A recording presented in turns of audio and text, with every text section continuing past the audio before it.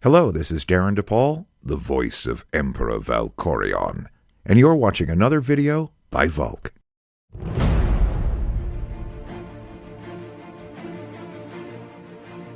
Greetings!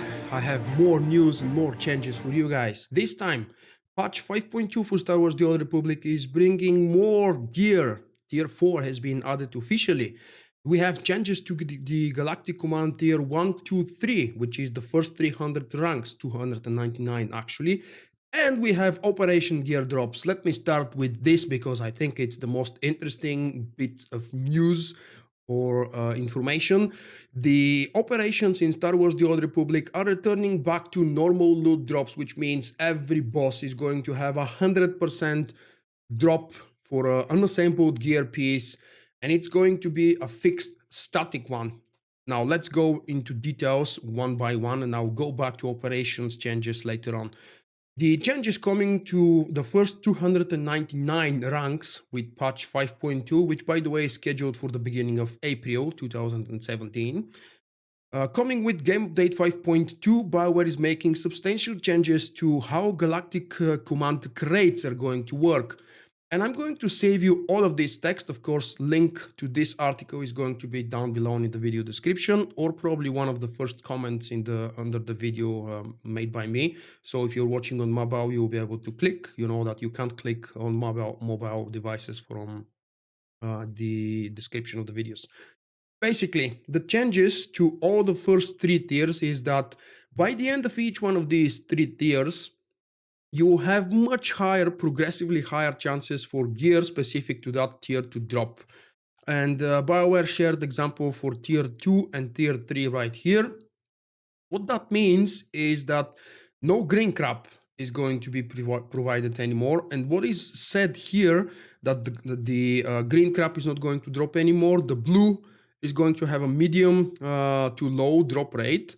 The artifact, which is a purple gear, is going to have medium high drop rate, and the legendary, which is the new gold tier of gear, new introduced with 5.2 I mean, it's going to have a medium drop rate. These stats will apply to the new tier 4, which is being added with 5.2 as well. We knew that there is a new set gear. We also knew that there are 100 more command ranks. This is actually not true, and I'm quoting here.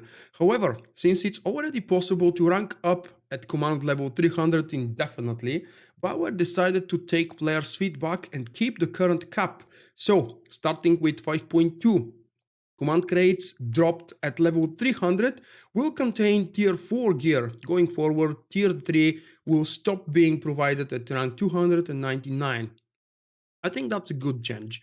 We know that a new tier of gear was expected to appear sooner or later, and even though they haven't actually explained it properly because it does sound a little bit cheesy, I personally believe that the new tier of gear is to accommodate the introduction of a new operation. It's a little bit too soon, and we probably should not have received the whole 3 tiers of gear with the launch of 5.0 without new, really fresh new operation content. We got the new operation starting now, and it's going to unfortunately be released slowly throughout the year, as in one boss at a time. But that's a different topic that I've discussed already in the past. As I've said already, the 4th tier will have biggest difference from the previous tier. In every gear drop from a command crate, there will be a blue, purple, or gold. There will be no more green crap in your crates. We'll still have 4 things in the crates. And as far as I know, the command tokens will still be dropping. A very quick mention before I jump into the operations, that the PvP bolster is going to change to 238 with this coming patch. And this means that you have a much better chance when you're queuing up with your quest gear as you level up to level 70 and you want to join endgame. You won't have to be that very much severely outgeared anymore. Let's jump into the operation changes. Now, this post is actually a shorter version of what I have in my rewritten and updated 5.2 endgame gear guide for PvP and PvE. I've done my best to accumulate all of the changes coming throughout 5.1.1, 5.1.2, and 5.2. And I've updated this guide, which I started, as you can see, about a month and a half ago. So we are jumping to the second page, operation loot, and we have a clarification. For existing operations, tier 1 will no longer drop in operations. So 230 gear is no more found in operations, which is good. The legendary version of tier 2 is going to tier 2, is going to drop from story mode.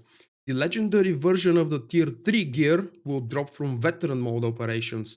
Tier 4 prototype and artifact gear will drop from master mode non-final bosses. And the legendary tier 4 gear will drop from the final bosses in master mode operations. For the new one, which is called Gods from the Machine on IOCAT, we'll have story mode dropping tier 3, which, if you don't remember, is 242, but if you don't remember, you should probably read that guide. And the veteran mode is going to drop the new tier 4 gear. Down below I have two long lists. First one is operation loot drops ordered by instances. If you're wondering which operation drops what, then you have this list. It's officially published by Bioware, so I haven't made it up. And then the second list is operations loot drops ordered by items. So let's say you're missing a belt, which will probably never happen. You can check where and what drops a belt for your character. This is actually really cool. And the fact that most of the gear pieces are still bound to legacy, I mean, you can transfer the mods. Obviously, the items, the shells are not bound to legacy, but you can still transfer the mods.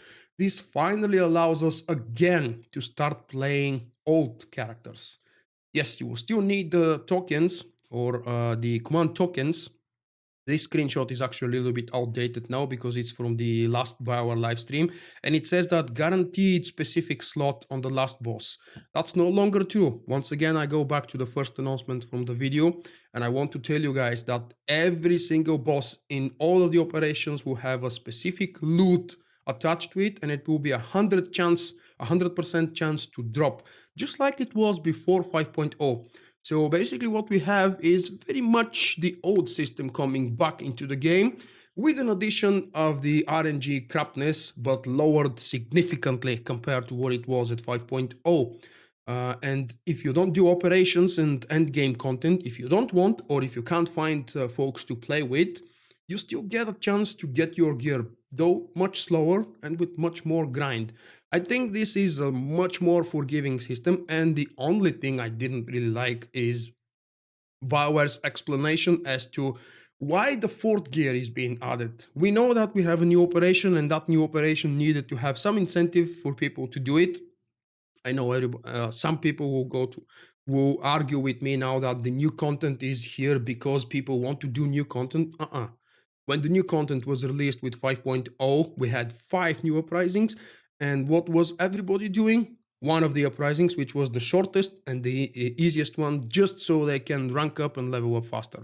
That's the nature of the MMO grind. People do the easiest and the quickest thing, not all of the new things and the interesting things.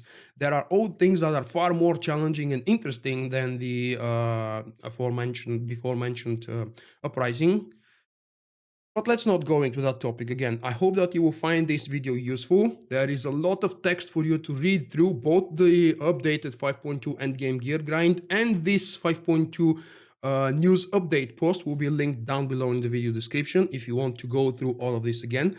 I hope that I've helped you understand what, to me at least, yesterday seemed to be a complete mess, because I spent about an hour ordering these things and updating the posts with post-mentioned information by Bioware, mainly by Eric Musko, with answers to questions in the form of a not exactly Q&A, but something like that. So maybe not everything is here. Maybe 2, 3, 5 days later, this post will be again outdated because Bioware would have answered many more questions, and I'll do my best to update all these things. If not that post, I will definitely keep updating the gear guide, because that's something I've been working for the last 1.5 months very hard and very seriously throughout all of the updates with 5.1.1, 5.1.2, and now with the upcoming 5.2.